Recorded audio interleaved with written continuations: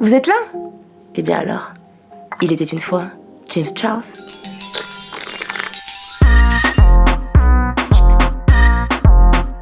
Alors déjà, un gros cœur à tous ceux qui m'ont aidé sur Insta à faire ce sujet par note vocale, par tartine, par texte.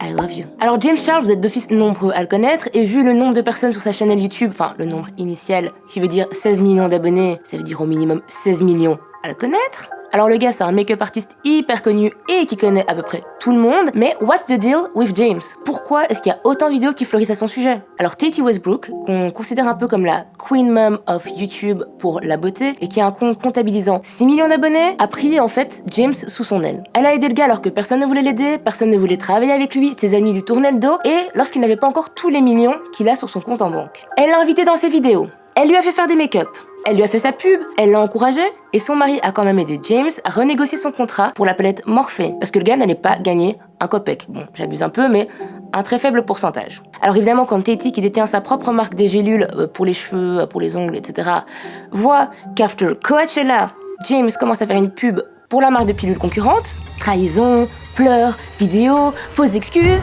Alors comme je le disais, après des excuses à dessous de la part de James et des explications plus que boiteuses, elle a alors décidé de faire la vidéo qui a tout starté. Bye sister!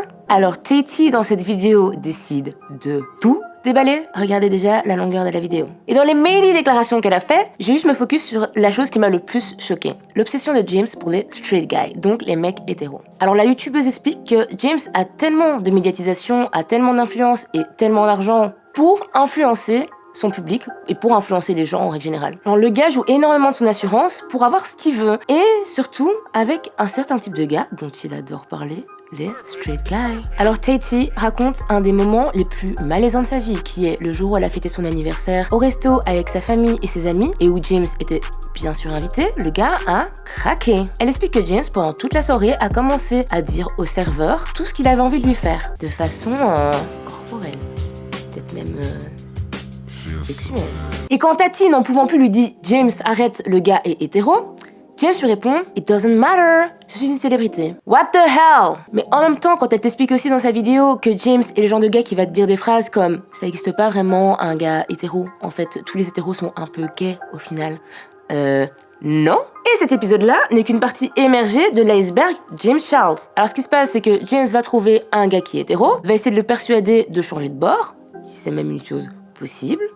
Quand le gars décide de dire « ben non, en fait ça m'intéresse pas », James va sur Twitter faire le mesquina et pleurer sur son sort en disant « oui, les gars qui sont straight sont les plus horribles, ils me traitent trop mal, I'm so sad ». Bro.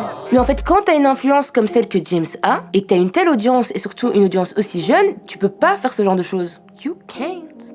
Parce que de un, on est déjà d'accord que on change pas de bord par magie, à moins que tu aies été refoulé toute ta vie parce que tu avais honte ou tu avais peur d'être le vrai toi. Donc autant on ne devient pas hétéro par magie, autant on ne devient pas gay par magie non plus. Parce qu'à un moment, il faut quand même revenir à la réalité.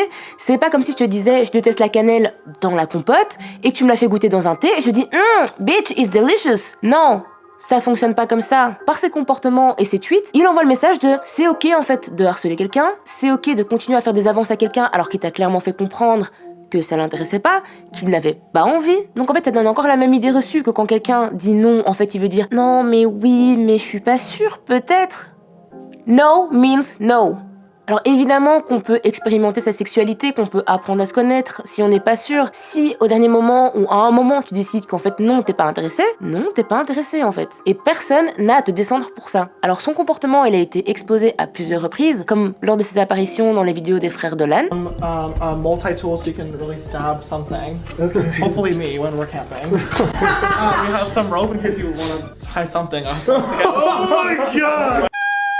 Il est aussi connu pour avoir eu un certain comportement assez déplacé avec un certain Gage Gomez. Alors à la base, James et Gage ne se connaissaient que sur les réseaux. Ils avaient commencé à discuter, c'était chill. Puis James avait proposé à Gage de se voir en vrai. Gage avait un peu des doutes quand même, donc il lui a dit non, I don't want to. Évidemment, James prend la mouche, décide de le bloquer de partout, et quelques mois plus tard, il revient lui parler. Il lui propose de l'accompagner à Coachella. Il lui offre le billet. Et là, Gage se dit quand même bon, Coachella, bitch, ça en vaut quand même la peine, mais il précise bien à James, ok je viens, mais c'est juste en tant qu'ami, tu sais bien, I'm straight, je suis hétéro, j'ai ma copine, on y va juste en tant que bro. Ok, nous nous retrouvons maintenant après le festival. Des photos de James et Gage ensemble à Coachella commencent à fuiter sur Twitter. y a rien de spécial sur les images, ils sont en train de s'amuser. Donc, les gens disent, bah, c'est qui un peu le beau gosse qui est avec toi sur les photos? Et James poste ceci. Alors la réponse est une bombe, donc Gage commence à se faire harceler sur les réseaux de toutes parts, donc il décide de faire sa propre vidéo réponse pour expliquer vraiment la situation, comment James n'a pas écouté ses sentiments et a transformé l'histoire. Bon, parmi ces histoires de harcèlement, il a aussi, en passant, harcelé Shawn Mendes. T'as d'autres gens maintenant aussi qui commencent à tweeter des histoires où ils ont rencontré James et où il a eu un comportement plus qu'alarmant. Évidemment qu'avec cette fame, il peut y avoir du vrai et du faux dans les témoignages, mais à un moment, c'est quand même inquiétant. Il n'y a pas que là où James a un comportement qui est plus que bizarre et qui dépasse toutes les limites en fait. Le gars est quand même connu pour recopier des looks de petits influenceurs sans les créditer. Il fait passer leur make-up pour ses make-up, et parfois il a tellement la flemme qu'il photoshop certaines parties. Bitch! Je pense qu'il est aussi connu pour être une fucking langue de vipère. On l'a tous vu après le Met Gala, alors que vu son look, il aurait pu... Voilà. Alors je sais pas si vous voyez aussi c'est quoi les meet and greet, donc quand par exemple une star ou un youtubeur rencontre ses fans. Généralement, c'est gratuit. Pour être debout dans une fosse à le regarder sur une scène, c'est $100.